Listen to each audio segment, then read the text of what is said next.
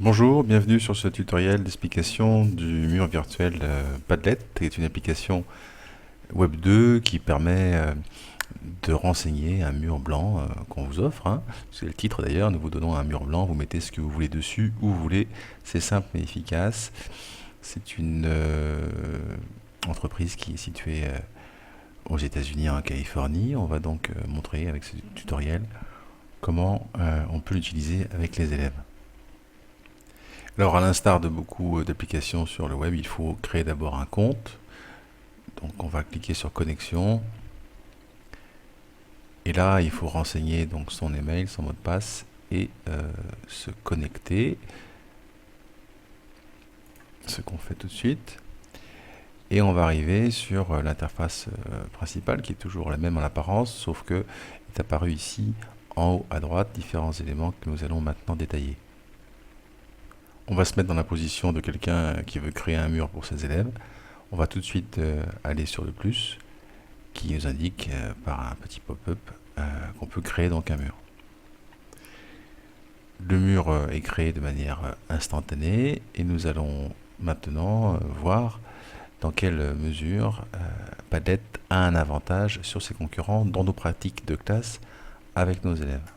Alors l'application est plutôt bien faite puisqu'on dit oui, votre mur est prêt à publier, cliquez 2 fois, vous faites glisser un fichier n'importe où pour le publier ou modifier le mur. Alors on va pas tout de suite faire cette expérience, on va tout de suite voir l'intérêt majeur de ce mur pour nos élèves et pour nous dans la mise en activité. On va cliquer sur modifier ce mur. On va maintenant regarder les différents éléments qui constituent donc le mur. Donc un exemple, ça peut être un recueil par exemple d'informations, un recueil d'exemples sur la mondialisation. C'est donc le titre, vous voyez que le titre s'est tout de suite mis en place directement sur le mur lui-même. On peut décrire donc l'objectif ou même formuler la consigne pour les élèves dans l'espace description. Alors ici, par exemple, ça sera pour chaque exemple indiquer la source et le chapitre de la leçon correspondant à l'exemple affiché sur le mur. On peut changer le papier peint. Alors il y a bien sûr les différents papiers peints qui sont offerts par l'application. On aura le souci de choisir quand même un papier peint assez neutre. Éviter les papiers peints de ce style-là, par exemple, ou encore de ce style-là, plutôt celui-là, qui n'invite pas forcément à une lecture apaisée du contenu. Donc, je vous conseille de choisir plutôt des papiers peints neutres. La disposition maintenant, la disposition elle est importante. Il y a la possibilité d'installer des post-it de manière, comme vous voyez ici, libre, d'organiser finalement le mur, ou par flux.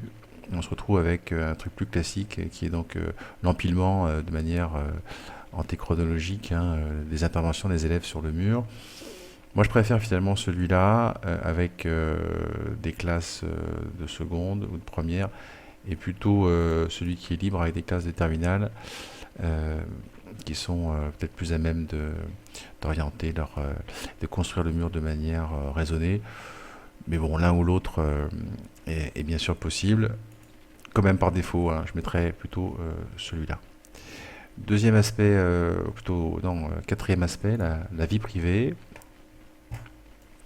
Alors ce qu'on appelle la vie privée, c'est la visibilité en fait du mur sur le net. Et c'est là où justement Padlet est intéressant pour nous, puisque on peut choisir, je pense par défaut, le lien caché. Le mur aura donc un lien public, mais celui-ci n'apparaîtra ni sur Google, ni sur les papiers publics de Padlet. Et ici, vous voyez qu'il y a plusieurs fonctionnalités, peut voir, peut publier, peut modérer. On retrouve finalement des fonctions qu'on retrouve également sur les Google Documents, pour ceux qui connaissent. Donc bien sûr peut publier, le mur va pouvoir être renseigné par les élèves, et ce qui est intéressant c'est qu'on a cette option, plus d'options de confidentialité, qui est l'option modérer les publications. C'est-à-dire que les publications doivent être approuvées par un modérateur avant d'apparaître publiquement sur le mur. Le modérateur c'est vous, c'est le professeur. Et donc vous pouvez très bien utiliser cette option qui permet finalement avec vous, en classe et avec les élèves, donc de valider ou non les publications des élèves sur le mur. C'est-à-dire que finalement on est sur une publication a posteriori, avec un regard critique et non pas a priori, ce qui évite parfois des dérives, mais qui aussi permet de rétablir le rôle de l'enseignant dans la critique des différents documents donnés à voir par les élèves sur le mur. Donc on valide. Autre élément ici à prendre en compte, c'est les notifications. Vous pouvez cocher, m'envoyer un email qui est envoyé une fois par jour pour vous prévenir finalement que quelqu'un a déposé un post-it sur le mur. Donc ça sera l'email que vous avez choisi pour créer votre compte. Un des avantages de Padlet également, c'est de pouvoir préciser l'adresse. Vous voyez que l'adresse actuelle du mur qui a été créé est compliquée à donner aux élèves, y compris lors de la communication, de la création de ce mur en classe pour le travail à faire, donc à la maison. Donc on peut choisir une adresse padlet.com qu'on va affiner. On pourra marquer par exemple terminal exemple. Voilà, vous voyez qu'à chaque fois l'application vérifie que elle est ou non prise, cette adresse. Et donc ça nous permet quand même de créer une adresse qui est plus facile à mémoriser pour les élèves, à marquer dans leur carnet, leur cahier texte.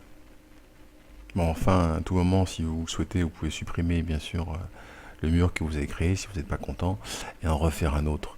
Dernière option qu'on va regarder, c'est la notion de partage export. Alors on peut partager évidemment sur différents réseaux sociaux. Maintenant c'est vraiment une donnée de base de toutes les applications qui apparaissent sur le net.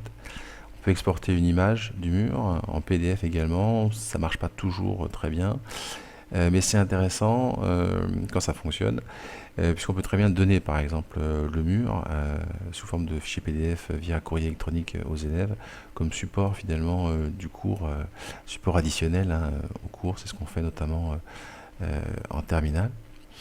On peut l'envoyer par un email, on peut l'imprimer et l'intégrer donc dans un site ou un blog, et même l'utiliser dans WordPress. Et on a même aussi la possibilité, c'est aussi un moyen de communication d'ailleurs du mur auprès des élèves pour faire le travail. Donc notre petit signe ici bizarroïde qu'on va pouvoir flasher, ce flash code qui va pouvoir être diffusé à l'ensemble de la classe. On va terminer avec juste un certain nombre d'exemples, les exemples de ceux que j'ai pu faire avec mes élèves. Pour le cas par exemple de la mondialisation ici, vous voyez que chaque élève a finalement mis son prénom et son initiale de son nom, par souci d'anonymat, le titre et un certain nombre d'éléments qui devaient à chaque fois prendre en compte pour rendre justement lisibles des exemples en ce qui concerne différents sujets vus en cours de la mondialisation, des sujets qu'on n'a pas forcément vus non plus en cours, qui sont illustrés par soit des photos qu'ils ont prises eux-mêmes, ici c'est le cas au Maroc, soit bien sûr des photos qu'ils ont prises sur le net et qu'ils ont commentées. On peut mettre sur le mur, vous le voyez, on va terminer avec ça, le lien évidemment qui apparaît sur le mur, donc la source est référencée. On peut mettre aussi des vidéos, on peut mettre des documents qui sont sur votre bureau. Bref, ce mur virtuel Padlet, il est accessible rapidement pour les élèves, sans inscription préalable, avec une prise en main qui est vraiment toute bête. Et on va terminer avec justement, on va se mettre dans la position d'un élève pour terminer ce tutoriel. Donc imaginons que je suis un élève qui, chez lui, s'est connecté à l'adresse donnée par le professeur. Il double-clique sur le mur. Il indique donc son nom. Donc il indique son prénom, acteur de la mondialisation, les ONG, et puis il va chercher, donc il va mettre un lien sur le mur. Donc il va cliquer sur la petite chaîne ici. Il va pouvoir coller directement l'adresse d'une image, d'une vidéo prise sur le net qu'il va pouvoir commenter. Il n'y a plus qu'à coller le lien, l'ajouter, Padlet travaille plus ou moins rapidement en fonction de la qualité de la connexion. Et document apparaît et donc il pourra écrire un commentaire en fonction des consignes que le professeur lui a données. Voilà, le tutoriel est déjà assez long comme ça, on arrive à 10 minutes.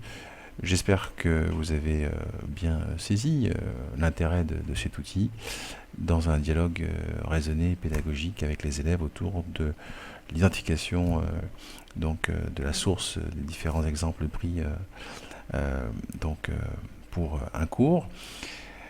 Il y a d'autres possibilités d'utilisation, bien sûr.